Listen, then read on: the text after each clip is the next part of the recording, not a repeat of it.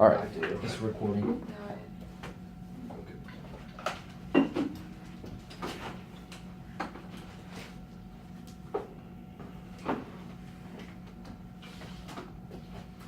Okay, so we are the team at John Deere, and we are putting together an audit planning memo.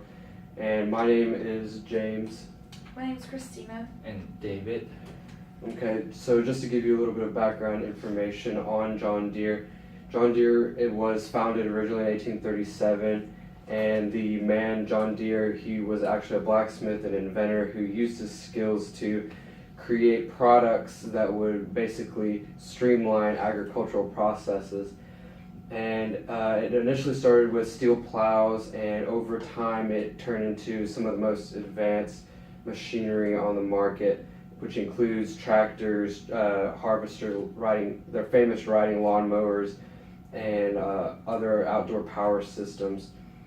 They're currently being led by their CEO, Samuel Allen, and some of their actual divisions within John Deere include agriculture, construction, forestry, turf, and power systems.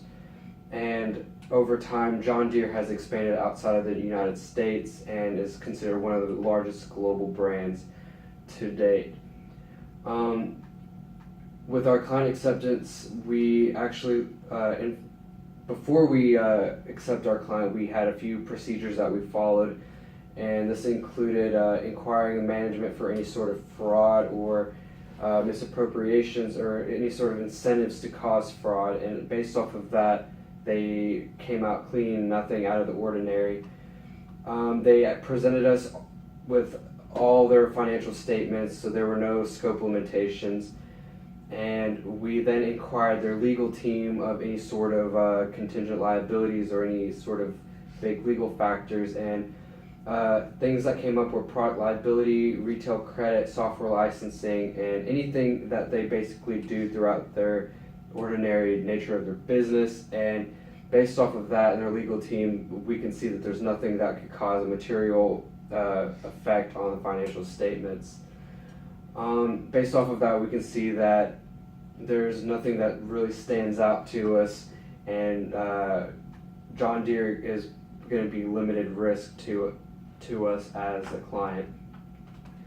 Some of the risk factors that we found on John Deere's 10K include different types of outside regulatory fiscal policies that could possibly affect our ability to acquire raw materials or even affect the exchange rates that we have in foreign countries. Different government policies could affect our tax rates, and that could negatively affect some of our operations in the forestry segment because that segment already has high taxes. Bioenergy could be an impact on us. That has to do with the different emission standards that are being implemented now. So we would have to put in R&D in order to change our engines in order to comply with a lot of the emission standards. Poor and unusual weather conditions is also pretty big for John Deere, because if we have any sort of droughts throughout the world, that could cause people to not, farm and cultivate crops. And strict environmental health and safety laws, that would be something to worry about too, because we have a lot of employees who work in our manufacturing plants, and we want to make sure that they're operating in safe conditions, and we're complying with all regulatory standards to make sure that we don't risk having any sort of huge litigation issues. Next, we can look at our proposed materiality for John Deere, and we initially looked at revenues, but we switched over to total assets due to the fact that our revenues really fluctuated this year compared to our prior years, and it decreased significantly.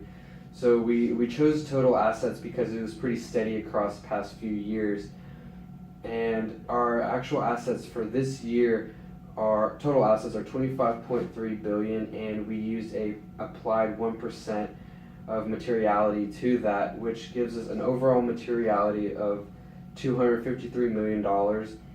And basically, as long as all of our accounts do not exceed $253 million, then we will not be, as long as nothing exceeds that materiality threshold, then we can offer them or we can give out an unqualified opinion.